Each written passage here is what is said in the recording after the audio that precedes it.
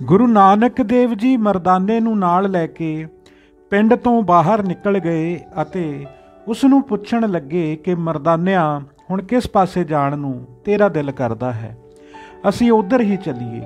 ਮਰਦਾਨੇ ਨੇ ਕਿਹਾ, ਗੁਰੂ ਜੀ ਜਿੱਧਰ ਤੁਹਾਡੀ ਮਰਜ਼ੀ ਹੈ ਚਲੋ। ਗੁਰੂ ਜੀ ਨੇ ਕਿਹਾ ਕਿ ਏਮਨਾਬਾਦ ਇੱਕ ਭਾਈ ਲਾਲੋ ਤਰਖਾਣ ਰਹਿੰਦਾ ਹੈ, ਚਲੋ ਪਹਿਲਾਂ ਉਸ ਨੂੰ ਵੇਖੀਏ। ਉਪਰੰਤ ਗੁਰੂ ਜੀ ਮਰਦਾਨੇ ਨੂੰ ਨਾਲ ਲੈ ਕੇ ਕੁਝ ਦਿਨਾਂ ਪਿੱਛੋਂ ਏਮਨਾਬਾਦ ਭਾਈ ਲਾਲੋ ਦੇ ਘਰ ਪਹੁੰਚ ਗਏ। ਲਾਲੋ ਆਪ ਜੀ ਦੇ ਦਰਸ਼ਨ ਕਰਕੇ ਬੜਾ ਪ੍ਰਸੰਨ ਹੋਇਆ ਅਤੇ ਉੱਠ ਕੇ ਆਪ ਜੀ ਦੇ ਚਰਨਾਂ ਤੇ ਮੱਥਾ ਟੇਕਿਆ। ਗੁਰੂ ਜੀ ਨੇ ਅਸੀਸ ਦੇ ਕੇ ਕਿਹਾ, ਤੈਨੂੰ ਕਰਤਾਰ ਚਿੱਤ ਆਵੇ। ਲਾਲੋ ਨੇ ਪੁੱਛਿਆ, ਮਹਾਰਾਜ ਤੁਸੀਂ ਕਿੱਧਰੋਂ ਆਏ ਹੋ? ਤੁਹਾਡਾ ਦਰਸ਼ਨ ਕਰਕੇ ਮੇਰੇ ਮਨ ਨੂੰ ਸ਼ਾਂਤੀ ਆ ਗਈ ਹੈ। ਗੁਰੂ ਜੀ ਨੇ ਕਿਹਾ, ਭਾਈ ਅਸੀਂ ਪਰਦੇਸੀ ਦੇਸਾਂ ਪ੍ਰਦੇਸਾਂ ਵਿੱਚ ਫਿਰਨ ਵਾਲੇ ਹਾਂ। ਭਾਈ ਲਾਲੋ ਨੇ ਕਿਹਾ, ਜੀ ਤੁਹਾਡਾ ਸ਼ੁਭ ਨਾਮ ਕੀ ਹੈ? ਗੁਰੂ ਜੀ ਨੇ ਕਿਹਾ, ਸਾਡਾ ਨਾਮ ਤੂੰ ਆਪੇ ਜਾਣ ਜਾਏਗਾ। ਹੁਣ ਬੈਠ ਕੇ ਆਪਣਾ ਕੰਮ ਕਰ ਅਤੇ ਹਰ ਹਰ ਦਾ ਨਾਮ ਜਪਣਾ ਕਰ। ਭਾਈ ਲਾਲੋ ਨੇ ਕਿਹਾ, ਮਹਾਰਾਜ ਤੁਹਾਡੀ ਗੱਲਬਾਤ ਤੋਂ ਇਉਂ ਜਾਪਦਾ ਹੈ ਕਿ ਤੁਸੀਂ ਨਾਨਕ ਤਪਾ ਹੋ, ਪਰ ਜਿੰਨਾ ਕੁ ਚਿਰ ਤੁਸੀਂ ਆਪ ਨਾ ਦੱਸੋ ਮੈਨੂੰ ਪ੍ਰਤੀਤ ਨਹੀਂ ਆਉਂਦੀ। ਮਰਦਾਨੇ ਨੇ ਕਿਹਾ, ਜੋ ਤੂੰ ਕਿਹਾ ਹੈ ਉਹੀ ਠੀਕ ਹੈ, ਮਨ ਵਿੱਚ ਸ਼ਰਧਾ ਰੱਖੋ। ਲਾਲੋ ਨੇ ਫਿਰ ਮਰਦਾਨੇ ਨੂੰ ਪੁੱਛਿਆ ਕਿ ਤੇਰਾ ਨਾਮ ਕੀ ਹੈ, ਜਾਤ ਕੀ ਹੈ ਅਤੇ ਘਰ ਕਿੱਥੇ ਹੈ, ਸਭ ਵਿਰਤਾਂਤ ਮੈਨੂੰ ਦੱਸ।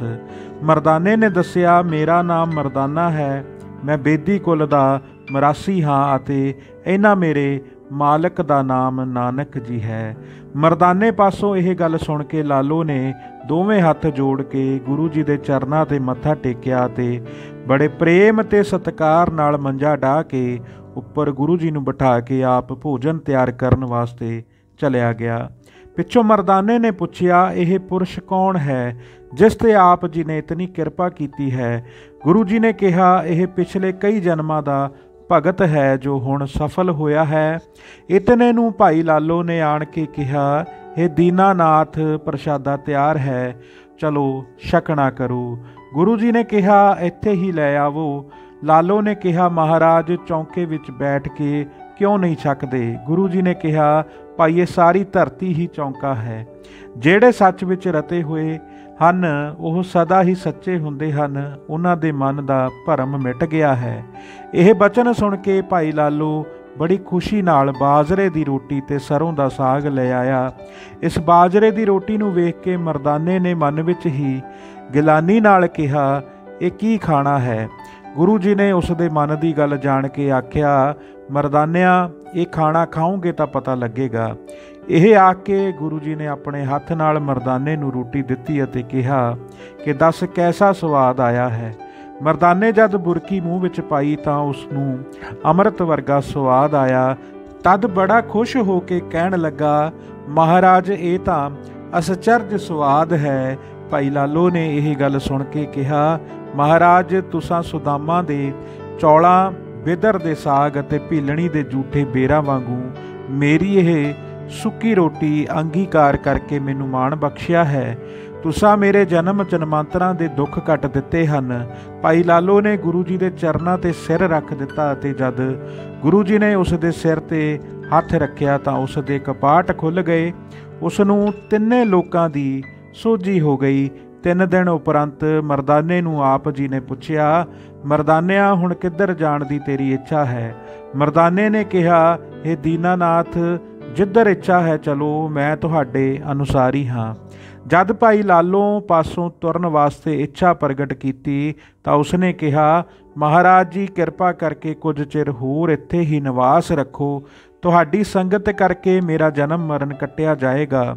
ਗੁਰੂ ਜੀ ਨੇ ਇਹ ਗੱਲ ਸੁਣ ਕੇ ਜਦ ਮਰਦਾਨੇ ਵੱਲ ਵੇਖਿਆ ਤਾਂ ਉਸਨੇ ਕਿਹਾ, ਤੁਸੀਂ ਇੱਥੇ ਮਹੀਨਾ ਭਰ ਠਹਿਰੋ, ਮੈਂ ਤਲਵੰਡੀ ਜਾ ਕੇ ਆਪਣੇ ਟੱਬਰ ਦੀ ਸੁੱਖ ਸਾਂਦ ਲੈ ਆਉਂਦਾ ਹਾਂ।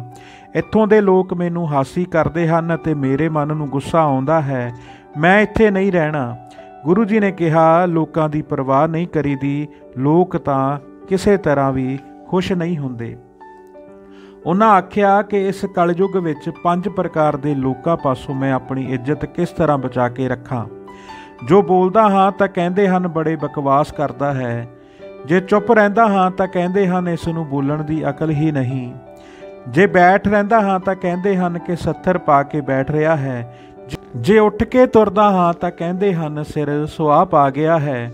ਜੇਕਰ ਨਿਮਰਤਾ ਧਾਰਨ ਕਰਦਾ ਹਾਂ ਤਾਂ ਕਹਿੰਦੇ ਹਨ ਕਿ ਡਰਦਾ ਭਗਤੀ ਕਰਦਾ ਹੈ। ਇਸ ਕਰਕੇ ਕਿਸੇ ਗਲੇ ਵੀ ਛੁਟਕਾਰਾ ਨਹੀਂ ਹੈ। ਕਿੱਥੇ ਮੈਂ ਸਮਾਂ ਬਤੀਤ ਕਰਾਂ, ਇਸ ਕਰਕੇ ਇੱਥੇ ਉੱਥੇ ਪਰਮਾਤਮਾ ਹੀ ਪੱਤ ਰੱਖਣ ਵਾਲਾ ਹੈ। ਲੋਕ ਕਿਸੇ ਪਾਸੇ ਵੀ ਨਹੀਂ ਛੱਡਦੇ। ਭਾਈ ਲਾਲੋ ਨੇ ਫਿਰ ਹੱਥ ਜੋੜ ਕੇ ਬੇਨਤੀ ਕੀਤੀ ਕਿ ਹੇ ਕਿਰਪਾ ਨਿਧਾਨ, 1 ਮਹੀਨਾ ਹੋਰ ਮੇਰੇ ਪਾਸ ਨਿਵਾਸ ਕਰਕੇ ਦਾਸ ਨੂੰ ਨਿਹਾਲ ਕਰੋ। ਭਾਈ ਲਾਲੋ ਦੀ ਦੀਨ ਬੇਨਤੀ ਸੁਣ ਕੇ ਗੁਰੂ ਜੀ ਨੇ ਮਰਦਾਨੇ ਨੂੰ ਕਿਹਾ, ਲਾਲੋ ਦਾ ਬਚਨ ਸਾਡੇ ਪਾਸੋਂ ਮੋੜਿਆ ਨਹੀਂ ਜਾਂਦਾ। 1 ਮਹੀਨਾ ਇੱਥੇ ਠਹਿਰ ਕੇ ਫਿਰ ਕਿਸੇ ਹੋਰ ਪਾਸੇ ਚੱਲਾਂਗੇ। ਮਰਦਾਨੇ ਨੇ ਕਿਹਾ, ਜੀ ਫਿਰ ਮੈਨੂੰ ਆਗਿਆ ਦਿਓ, ਮੈਂ ਤਲਵੰਡੀ ਤੋਂ ਹੋ ਆਵਾਂ। ਤੁਸੀਂ ਵੀ ਜੇ ਆਪਣੇ ਘਰ ਮਹਿਤਾ ਕਾਲੂ ਜੀ ਤੇ ਮਾਤਾ ਤ੍ਰਿਪਤਾ ਜੀ ਨੂੰ ਸੁਨੇਹਾ ਦੇਣਾ ਹੈ ਤਾਂ ਦੇ ਦਿਓ। ਗੁਰੂ ਜੀ ਨੇ ਕਿਹਾ, ਸਾਡੀ ਬਾਬਤ ਜੋ ਤੂੰ ਵੇਖਦਾ ਹੈ ਸੋ ਪਿਤਾ ਜੀ ਨੂੰ ਕਹਿ ਦੇਵੀਂ ਅਤੇ ਆਪ ਛੇਤੀ ਹੀ ਆ ਜਾਵੀਂ। ਸੋ ਆਗਿਆ ਲੈ ਕੇ ਮਰਦਾਨਾ ਤਲਵੰਡੀ ਨੂੰ ਤੁਰ ਗਿਆ। ਪਿੱਛੇ ਗੁਰੂ ਜੀ ਸਾਰਾ ਦਿਨ ਬਾਹਰ ਜੰਗਲ ਵਿੱਚ ਰਹਿੰਦੇ ਅਤੇ ਸ਼ਾਮ ਨੂੰ ਭਾਈ ਲਾਲੋ ਪਾਸ ਆ ਜਾਂਦੇ। ਲਾਲੋ ਬੜੇ ਪ੍ਰੇਮ ਨਾਲ ਆਪ ਜੀ ਦੀ ਸੇਵਾ ਕਰਦਾ ਅਤੇ ਭੋਜਨ ਤਿਆਰ ਕਰਕੇ ਛਕਾਉਂਦਾ। ਗੁਰੂ ਜੀ ਦੀ ਸੰਗਤ ਕਰਕੇ ਭਾਈ ਲਾਲੋ ਦਾ ਅਗਿਆਨ ਦੂਰ ਹੋ ਗਿਆ ਅਤੇ ਸੰਸਾਰਕ ਪਦਾਰਥਾਂ ਦੀ ਵਾਸ਼ਨਾ ਨਾਸ਼ ਹੋ ਗਈ। ਭਾਈ ਲਾਲੋ ਨੂੰ ਬ੍ਰਹਮ ਗਿਆਨ ਦੀ ਪ੍ਰਾਪਤੀ ਹੋ ਗਈ। ਉਸ ਦਾ ਜਨਮ ਮਰਨ ਕੱਟਿਆ ਗਿਆ। ਧੰਨ ਧੰਨ ਸ਼੍ਰੀ ਗੁਰੂ ਨਾਨਕ ਦੇਵ ਜੀ ਮਹਾਰਾਜ।